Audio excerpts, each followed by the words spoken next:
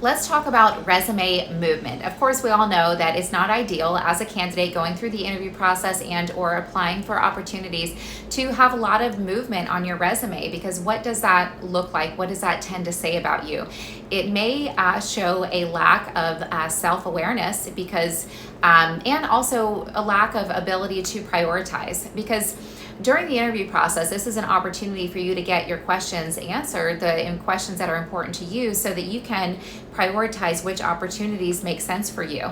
And if you haven't done a good enough job of prioritizing your questions and understanding what is important to you, so that you can then form your questions, get those questions answered, and make sure, I mean, of course, there's no certainty with anything really, but the interview process is there for a reason. Just like it is for the hiring manager, it's also there for you, the candidate, to help you learn if this is the right opportunity for you.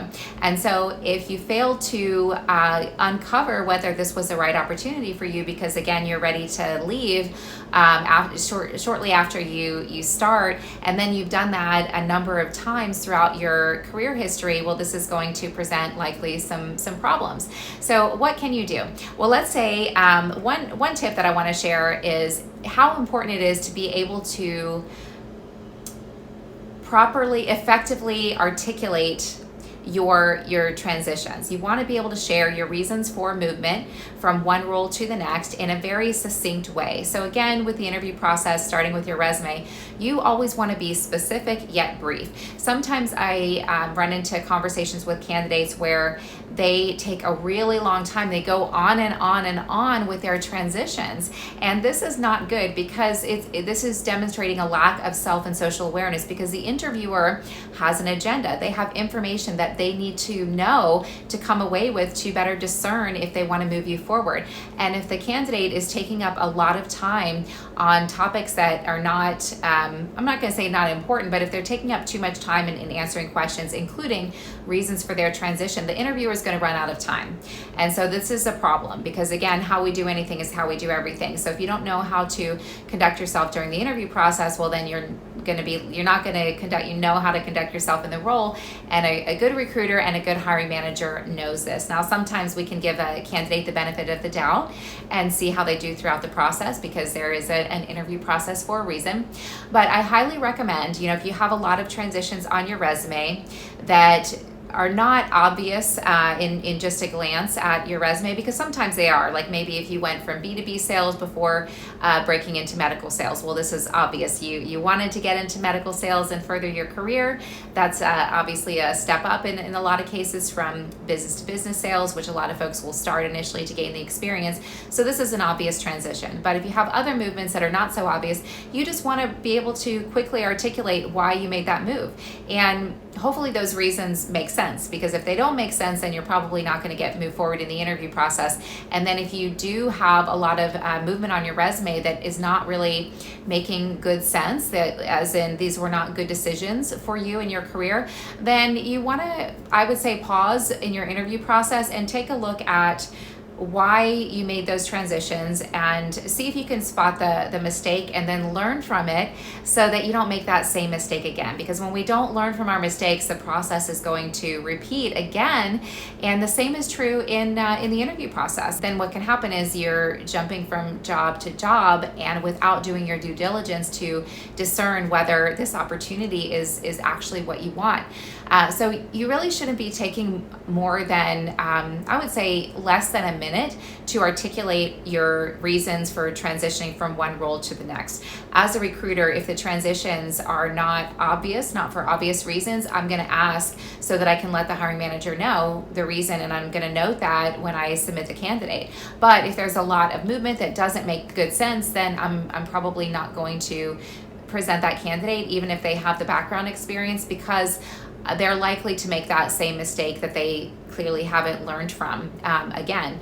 And so if this is you, where you have a lot of movement in your resume and you've made some mistakes, I challenge you to, or invite you to, go back and think about, okay, how was I feeling during that interview process? Like take one of your roles or a couple of your roles and just kind of go back and think about it.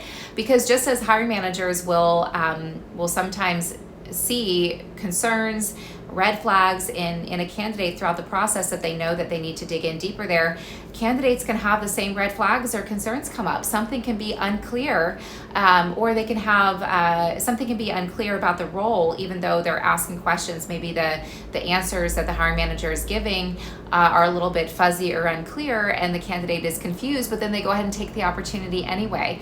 You know, we want to be wanted, and that is human nature, but we want to make sure that we actually want what we're going for, not just wanting to be wanted, right? And other times, so sometimes the information is unclear. Other times we're getting an emotion, a feeling that is off, that is not quite right. Maybe it's right for somebody else, but maybe it's just not right for you. Something about the role, the day in the life, something about the culture. And if you don't pay close attention to that, or didn't pay close attention to that, and then you went ahead and moved forward with the opportunity, and once you got into the role, you soon thereafter learned, you know what, this doesn't feel like a fit. You could have avoided making that move had you paid closer attention to how you were feeling throughout the process. So you want to go back and consider why it is that you made the wrong move a number of times, so that you stop doing that, right? Because when you get to the point where you're further along in your career and you've got all this movement on your resume that doesn't make a lot of sense, that points back to you. You're the one that made those decisions, so there's something wrong there. And that's okay. In order to learn and then improve for the next time, you want to spot what it is, go back and see if you can figure out where that mistake was made. And then once we learn, then we grow, and then a mistake is no longer really a mistake. So I hope that was helpful. If you got some value from the video, I invite you to like and subscribe to the channel so you can stay updated on my next video.